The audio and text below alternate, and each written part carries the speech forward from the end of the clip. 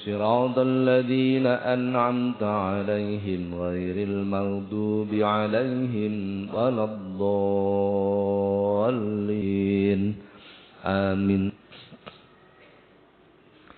Para jamaah, alhamdulillah sore hari ini kembali kita dipertemukan Allah di majelis yang penuh dengan keberkahan ini. Mudah-mudahan setiap aktivitas kita senantiasa dicatat oleh Allah sebagai amal soleh. Amin, Allahumma amin. Para jamaah, kita lanjutkan kajian kita Al-Babu Sabi'u Asyara, bab yang ke-17. Bismillahirrahmanirrahim. Qala al-musannifu rahimahullah ta'ala wa nafa'ana Allah bihi wa bi'ulumihi wa a'ada alaina bi barakatihi wa asrarihi wa karamatihi fid dharaini amin. Al-babu tawiki kubab asabi wa asyara kang kaping 17. Iku fi fadilati tetep ing dalem nutur kautamane as-shadaqati sedekah. Bab 17 ini menerangkan tentang keutamaan sedekah. Kita bahas dulu sedekah itu apa. Kemarin kita bahas tentang zakat. Jadi zakat itu adalah sedekah yang wajib. Jadi sedekah kok wajib itu namanya zakat. Dan zakat itu senantiasa dengan hitungan. Baik itu berupa zakat mal ataupun zakat fitrah. Dikeluarkan dengan tata cara tertentu, yang menerima juga tertentu. Kan begitu. Sekarang as-shadaqah.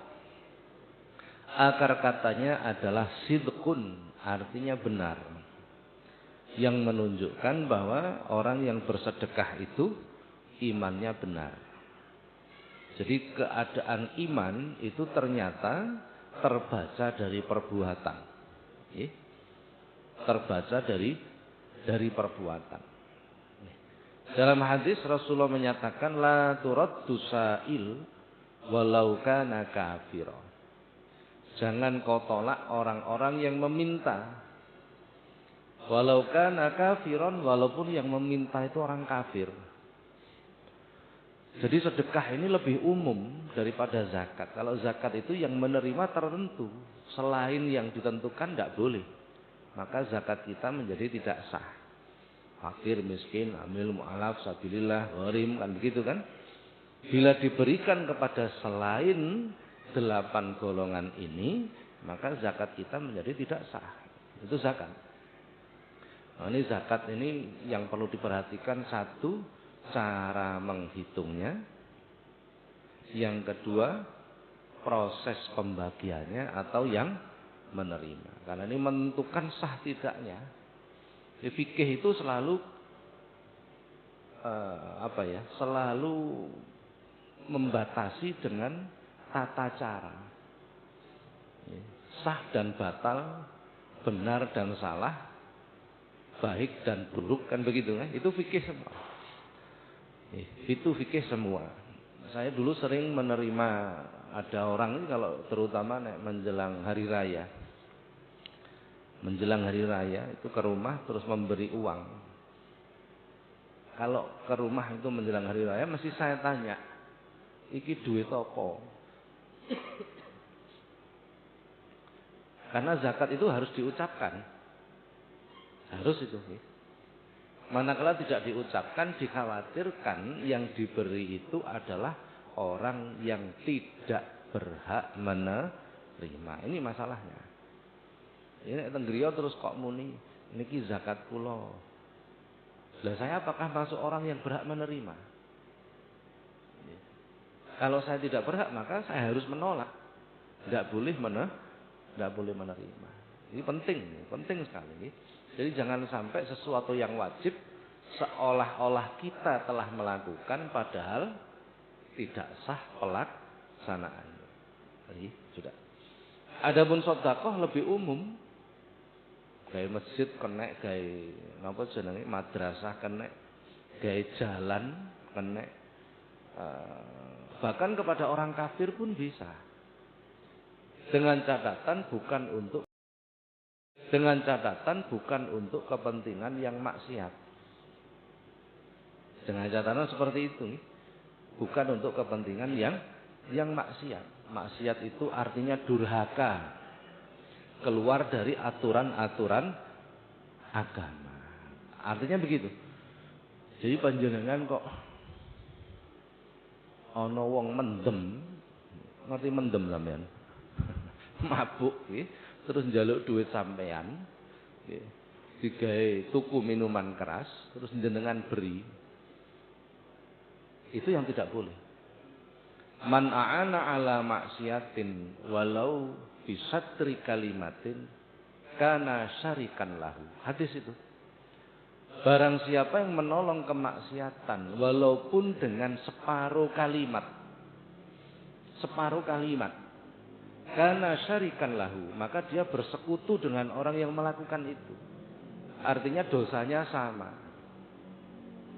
Jangankan orang yang memberi, orang yang membantu orang bermaksiat walaupun dengan separuh kalimat. Contohnya begini contohnya. Ana wong iki takon teng ngene sampean. Cak, kene nek tuku sabu-sabu neng ndi? Mamane iki. Atau beli minuman keras di mana? Panjenengan iki gak ngomong, mek nduding tok. Nduding menunjukkan karena syarikan lahu, hukumnya sama halnya panjenengan ini meminum minuman keras itu. Sama. Aku gak melok-melok lho, aku mek nduduhi tok, alah padha wae. Iki padha wae. Dosanya sama. Karena syarikan lahu, maka dia bersekutu dengan orang yang bermaksiat itu. Demikian pula bersedekah, selama itu urusannya namanya juga sedekah. Sedekah sidqun, benar, maka perjalanannya harus benar. Uang yang dikeluarkan kalau sedekah itu berupa uang, maka harus uang yang benar. Panjenengan sedekah teko hasil colongan. Bar nyolong emas didol oleh duit 100 juta umpamane begitu nggih. Terus sedekah nang masjid. Iki sedekah iki. Gaya kok gawe tolak balak. Supaya balake nyolong gak ngeneki awake dhewe. Piro? Ya sing akeh 20 juta. Seolah-olah banyak. Kata Rasulullah, "Fannaru aula bihi." Orang yang bersedekah dari sesuatu yang haram, maka dia lebih didahulukan masuk neraka. Itu bukan sedekah namanya. Bukan sedekah, karena sedekah itu namanya sudah sidqun, benar. Maka yang dikeluarkan itu harus yang benar, menggunakannya dengan cara yang benar, niatnya juga yang benar, peruntukannya juga sesuatu yang benar. Itu baru namanya sedekah. Baru namanya sedekah. Kok ana wong sedekah. Ben ketemu wong dikei duit. Tetapi mempunyai tujuan lain. Pamane, engko aja lali lho Kang, tanggal 17 aku nyalokno wali kota, aku pilihan pamane. Kira-kira niat begini ini kategori sedekah atau enggak kira-kira? Kan begitu kan? Jadi banyak macamnya. Banyak macamnya. Jadi mendapatkan sesuatu dari yang haram itu kok disedekahkan, itu justru lebih diutamakan masuk neraka. Nauzubillah min dzalik.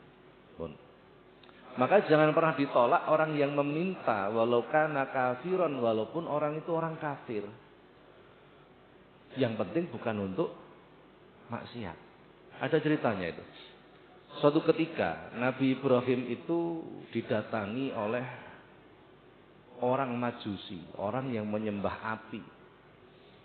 Usianya kira-kira 50 tahun orang ini. Ketika sowan ke Nabi Ibrahim, orang ini minta.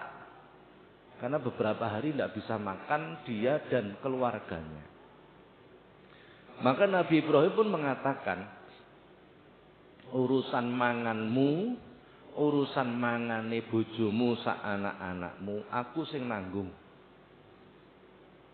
Selagine kowe sik urip, anak bojomu sik urip, aku sik urip. Urusan manganmu, mangane bojomu, anakmu, aku sing nanggung. Dengan catatan kowe kudu nyembah pangeranku. Kata Nabi Ibrahim begitu. Tak tanggung urusan manganmu, angane bojomu, keluargamu. Selama aku sik urip, kowe sik urip. Sing penting kowe nyembah Gusti Allah.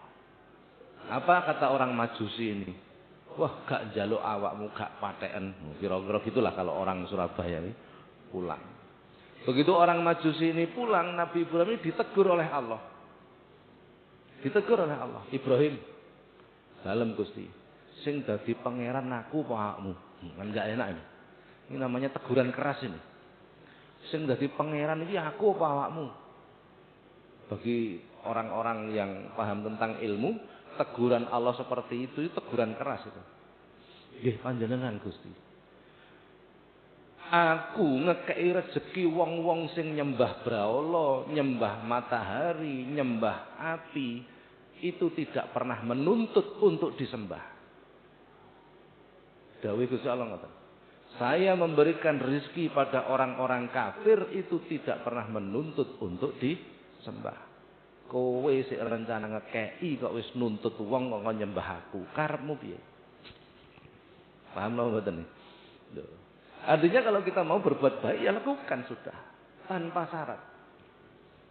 Tanpa urusan orang itu mendapatkan hidayah atau tidak itu bukan urusan kita. Tunjukkan kebaikan orang muslim, maka orang itu akan memandang kebaikan kita.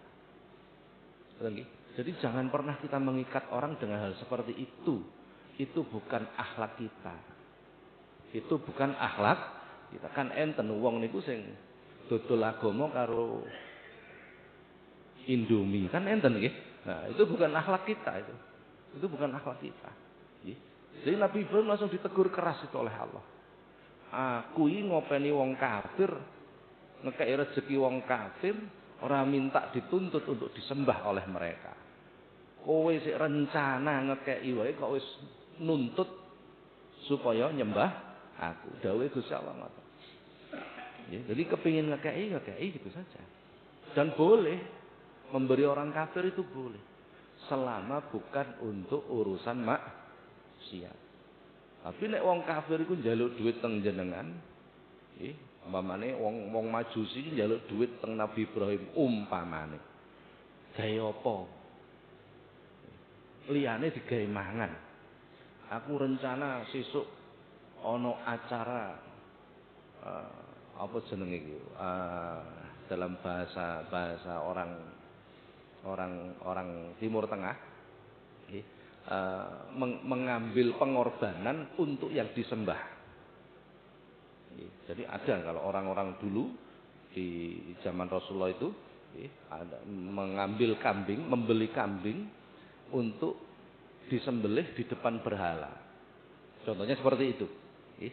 Kok ana wong njaluk duit digawe nyembah brahala, maka itu sama dengan menolong urusan maksiat. Jadi ada batasannya. Ampun. Itu sedekah. Baik, hadis yang pertama. Qala Nabi sallallahu alaihi wasallam, dawuh Kanjeng Nabi sallallahu alaihi wasallam, as-shadaqatu tawi sedekah iku tadfa'u. Nulak apa sedekah mitatasu'i ing mati kang Allah. Masyaallah. Jadi kata Rasulullah sedekah itu menolak kematian yang jelek. Kematian yang jelek. Baik jelek itu secara zahir ataupun jelek secara batin. Jelek yang zahir itu mati ketabrak sepur, kan jelek, zahirnya jelek. Tubuhnya hancur dan lain sebagainya. Jelek secara batin artinya dia mati tidak dalam keadaan husnul khotimah. Jadi sedekah itu bisa seperti itu. Bisa seperti itu. Ini keistimewaan sedekah. Memang apa ini? Seolah-olah tidak terhubung. Seolah-olah tidak terhubung. Apa hubungane sedekah karo kematian yang baik? Ana wong ibadahe pas-pasan sing dilakoni mung sing wajib tok.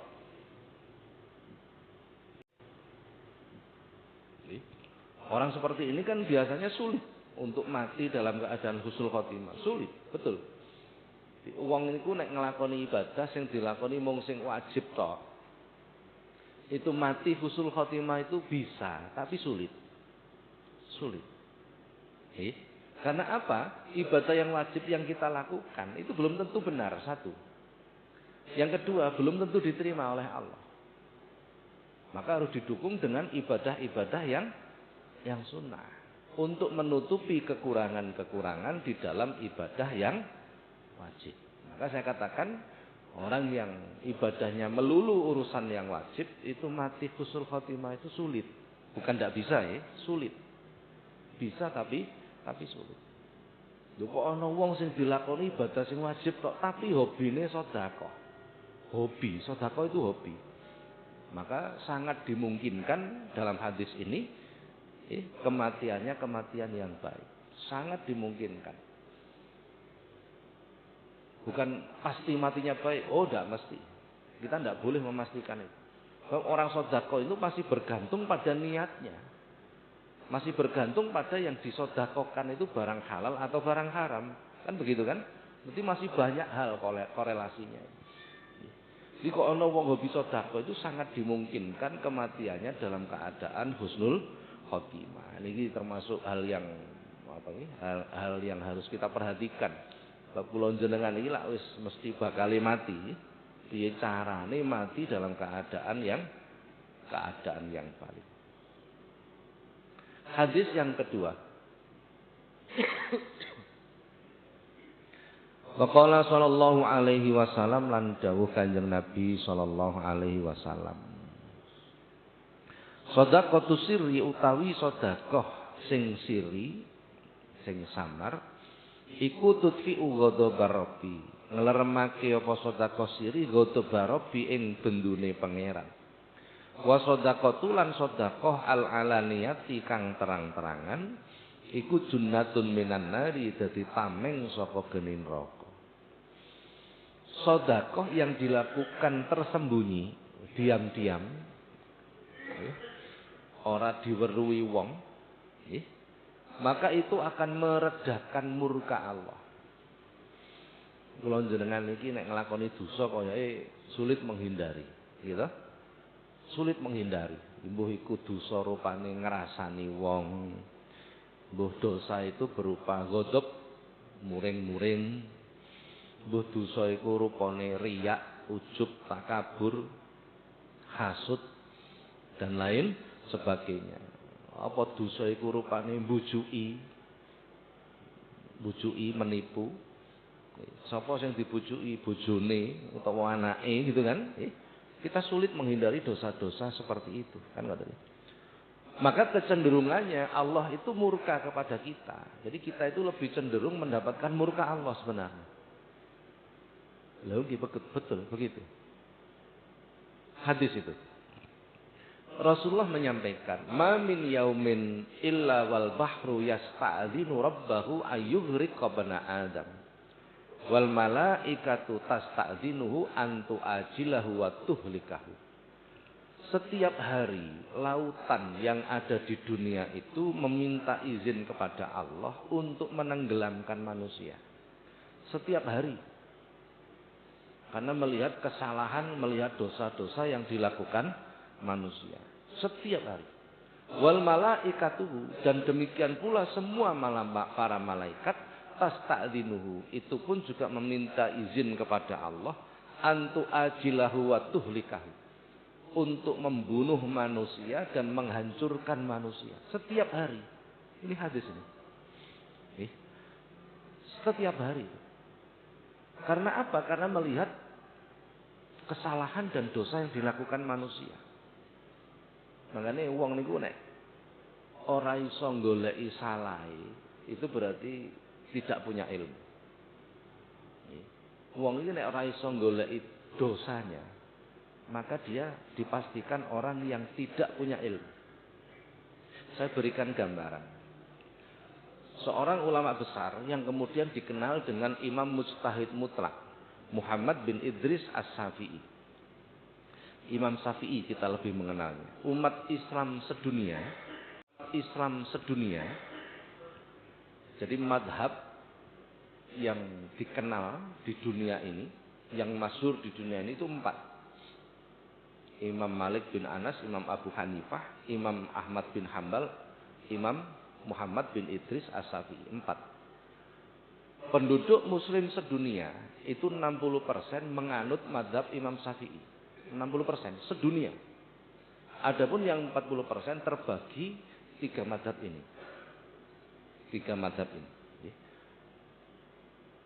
Belum ditemukan sampai hari ini ulama yang kealimannya ini menyamai 4 orang ini. Belum ditemukan. Ada ulama besar namanya Syekh Muhammad Yasin bin Isa Al-Fadani Al-Maki. Syekh Muhammad Yasin bin Isa ini orang Padang. Mukim di Mekah dan meninggal di sana sekitar tahun 80-an. Tahun 1980-an. Syekh Muhammad Yasin bin Isa Al-Fadani itu hafal Kutubus Sittah. Kutubus Sittah itu apa? 6 kitab hadis itu hafal. Bukhari, Muslim, Nasai, Abu Daud, hafal. Panjenengan hafal kira-kira. Sahih Bukhari itu hampir 11.000 hadis. Hampir 11.000 hadis. Sahih Muslim itu hampir 7.000 hadis. Hampir. Belum hadis-hadis kitab-kitab induk hadis yang lain. Nasai, Abu Daud itu banyak lagi. Kitab ini cuman berisi 400 hadis. Cuman 400 hadis. Syekh Muhammad Yasin bin Isa Al-Fadani itu hafal 6 kitab hadis induk ini semua. Zaman beliau, zaman Syekh Yasin itu ulama sedunia yang hafal Kutubus Sittah cuman 3 orang. Cuman 3 orang. Salah satunya orang Indonesia. Beliau tinggal di Mekah memang dan meninggal di sana. Orang sekelas Muhammad Yasin bin Isa Al-Fadani tidak mampu menyamai kemampuan Imam Maliki, Imam Hambali, Imam Hanafi, tidak mampu. Jauh tertinggal masih.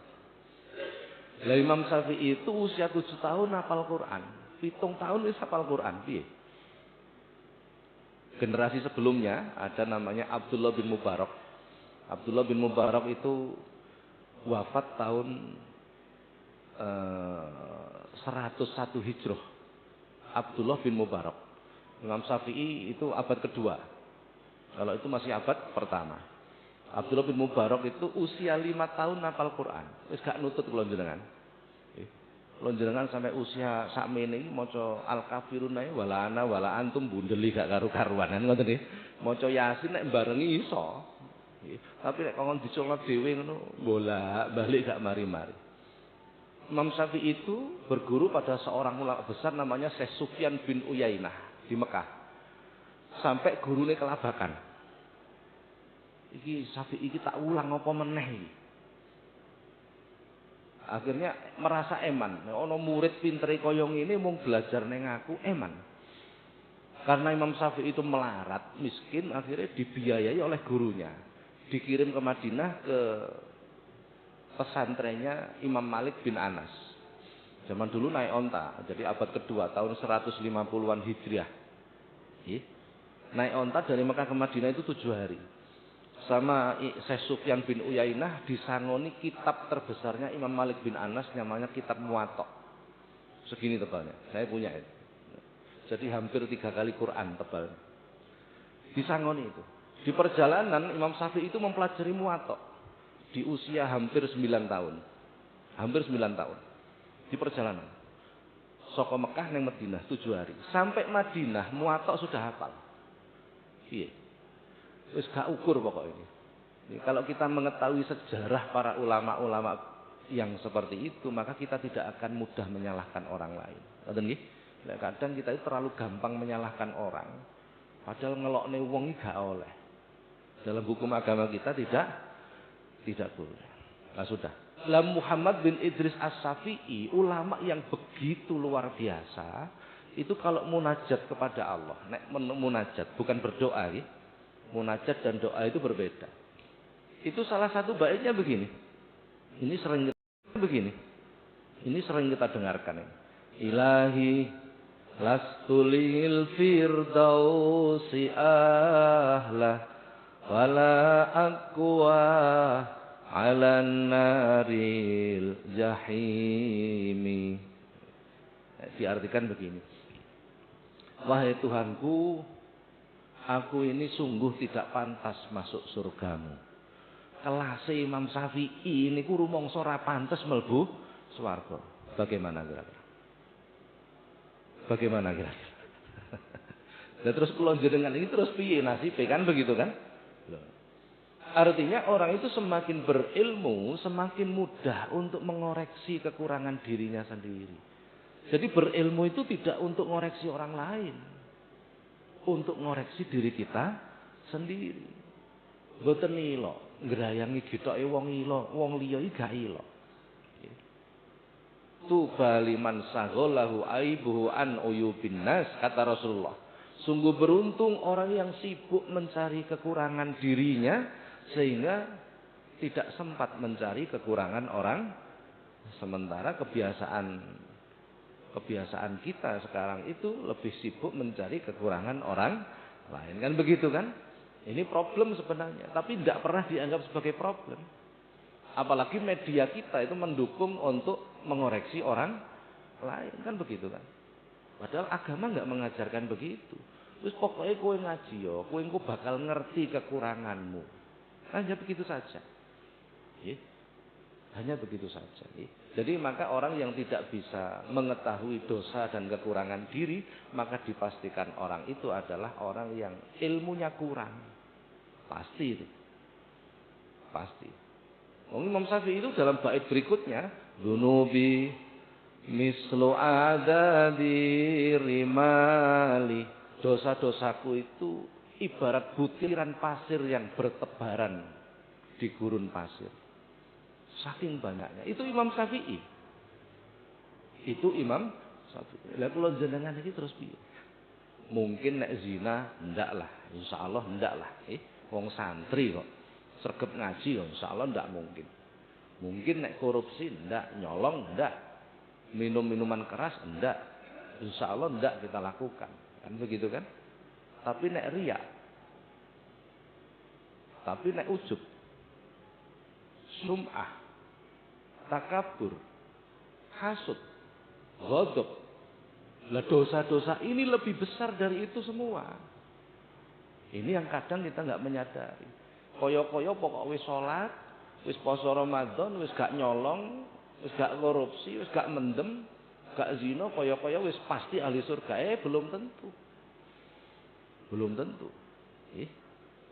Itu ada hadis yang cukup panjang. Jadi ketika Rasulullah itu mengomandani untuk masuk surga. Jadi surga itu dalam hadis qudsi ini Allah Azza wa Jalla itu mengatakan innal jannata muharramatun 'ala jami'i khalqi hatta yadkhuluha huwa wa ummatuhu. Surga itu aku larang dimasuki siapapun sehingga dimasuki Muhammad terlebih dahulu beserta umatnya. Iku lho jenengan iki keri-keri tapi sok mlebu swargane dhisik dhewe. Sing mlebu, nah itu ada keterangan begitu. Karena dalam hadis itu diterangkan, jadi ketika Rasulullah itu akan menyeberangi Sirat, itu Rasulullah itu ditunggu umatnya. Sampai umatnya betul-betul lolos. Jadi Sirat itu di bawah itu neraka, di depan itu surga. Kok iso melintasi Siratal Mustaqim, maka dia akan masuk surga. Ditunggu oleh Rasulullah umatnya itu sampai habis. Sing kepleset disafaati. Gak situ. Akhirnya Allah menyuruh malaikat. Kaum itu sembunyikan. Kaum itu sembunyikan. Kaum itu sembunyikan. Jangan sampai Muhammad melihat. Kata Allah begitu. Sembunyikan. Wakile karo malaikat didelikne nang jurang-jurang. Sehingga Rasulullah menyangka umatnya ini telah lolos semua. Telah menyeberang semua. Ketika sudah menyeberang, Rasulullah memimpin umatnya masuk ke dalam surga.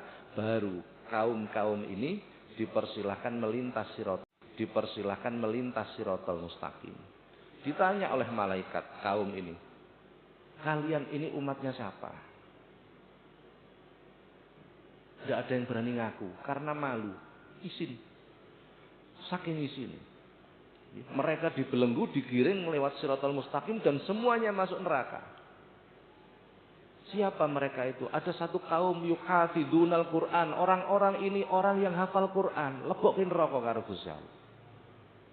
Ada satu kaum ini yuhafidunas sholawat. Mereka menjaga sholat 5 waktu. Lebokin rokok karo Gusti Allah. Ada kaum ini sebagian yang ahli sedekah, lebokin rokok karo Gusti Allah. Ternyata apa? Quran yang dibaca, Quran yang dihafalkan hanya sekedar hafal, tetapi perilakunya tidak seperti Al-Quran. Sholat yang dilakukan tidak mencegah dirinya dari perbuatan keji dan mungkar. Sedekah yang dilakukan adalah dari sesuatu yang haram dan lain sebagainya.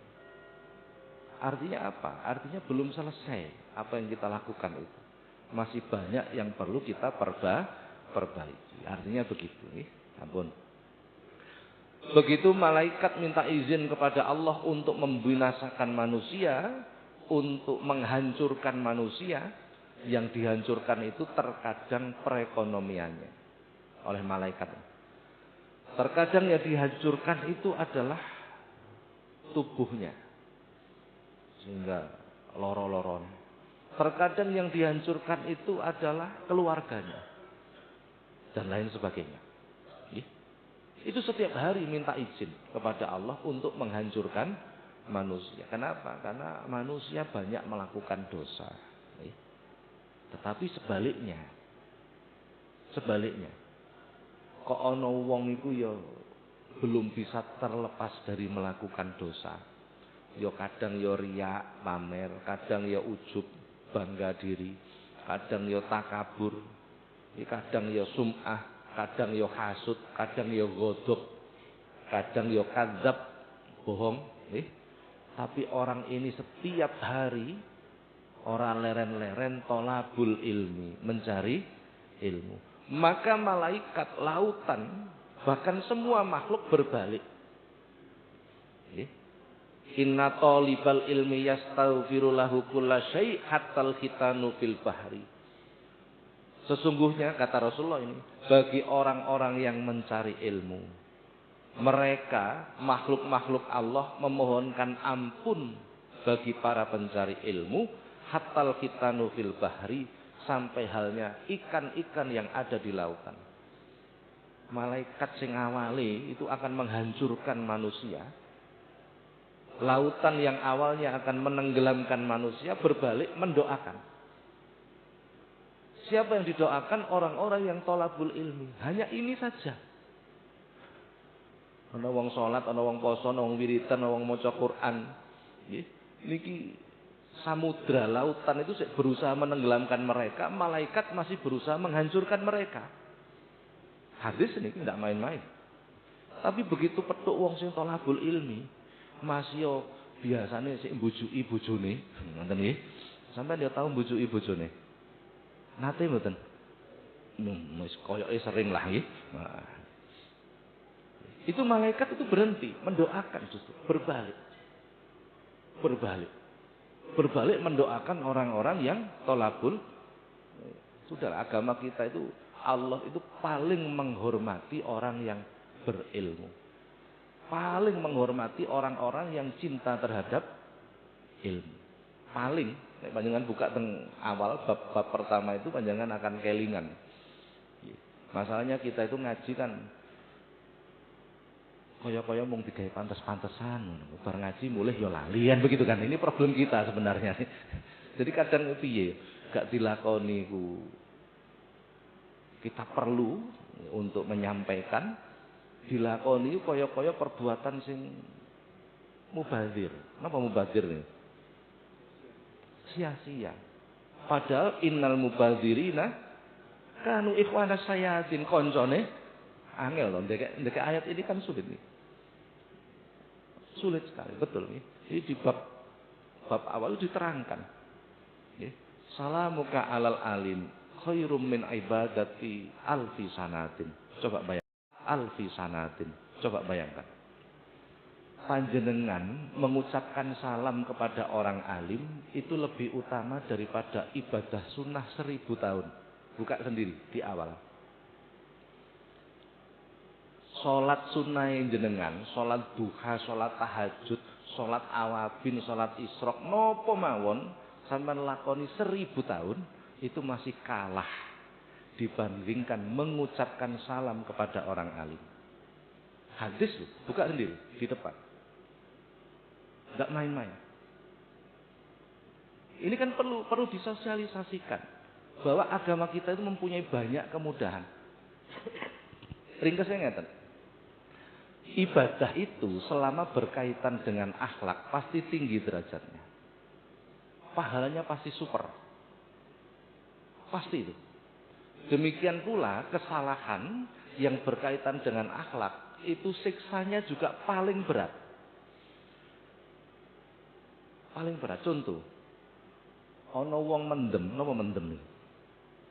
Mabuk, entah itu karena minuman keras ataupun obat-obatan, itu sholatnya, puasanya, ibadahnya, baca Qur'annya tidak diterima Allah 40 hari. Hadis, hadis. Hadis, 40 hari. Tapi ada hadis lain menyebut, man takallama bi kalamid dunya fil masjidi ahbatallahu amalahu arba'ina sana. Barang siapa yang berbicara urusan dunia di masjid, ketemu konco, piye cak? Gak ketok sampean yang masjid iki pirang-pirang wulan. Wah iya, iki pas garapanku akeh. Garap apa saiki? Iki ning kono ana ngene-ngene sik durung mari. Ya apa? Kamu iso ngrewangi ta? Aku kok bagi apa? Ngomongnya nang masjid ini. Ngomongnya di ahbatallahu amalahu arba'ina sanah, maka Allah akan menghapus amalnya 40 tahun. Salate, posone, wiridane, sedekah dihilangkan oleh Allah. Nek wong mendem 40 dina, nek wong nang masjid ngomong urusan dunia dihapus 40 tahun. Padahal gak mendem. Gak zina. Karena apa? Tidak berakhlak. Masjid itu Baitullah, rumahnya Allah. Manggon neng Baitullah, tuan rumahnya adalah Allah. Ketika berhadapan dengan Allah kok tarkul adab, meninggalkan etika, itu sanksinya lebih besar. Ampun dah. Ibadah kok kaitannya akhlak tertinggi. Dosa kok kaitannya akhlak paling berat. Contoh melih. Sampeyan ngeplaki tonggo karo ngeplaki ibu, gede pun dosane. Padha-padha ngeplaki ini, contoh gampang ya. Sama-sama dosanya, lebih besar mana dosanya? Kenapa? Karena kita ada kewajiban birrul walid dan akhlak. Ngerti nggih? Loh, ini bedanya. Dan banyak orang tidak tahu hal begini ini. Banyak sekali. Sehingga mereka koyok-koyok gedung nglakoni ibadah padahal nilainya sangat kecil di hadapan Allah. Koyok-koyok sebesar gunung ibadahnya padahal nilainya hanya sebutir pasir di hadapan Allah. Sebaliknya, ada orang itu nglakoni ibadah seolah-olah nilainya sebutir pasir. Ono wong alim uluk salam, assalamualaikum. Hanya begitu saja, sebutir pasir kan. Tapi karena akhlak, penghormatan, takziman wa takriman, maka nilainya jauh lebih besar dari bergunung-gunung ibadah yang dilakukan. Loh, itu akhlak. Gambaran akhlak itu seperti demikian pula orang sedekah. Sedekah itu cermin dari akhlak. Cermin dari akhlak. Bagaimana kok bisa cermin dari akhlak? Insya Allah saya terangkan pertemuan yang akan datang. Ngoten nggih, lagi sadan nisa. Pun ngoten riyen. Mudah-mudahan menjadi ilmu yang manfaat. Al-Fatihah.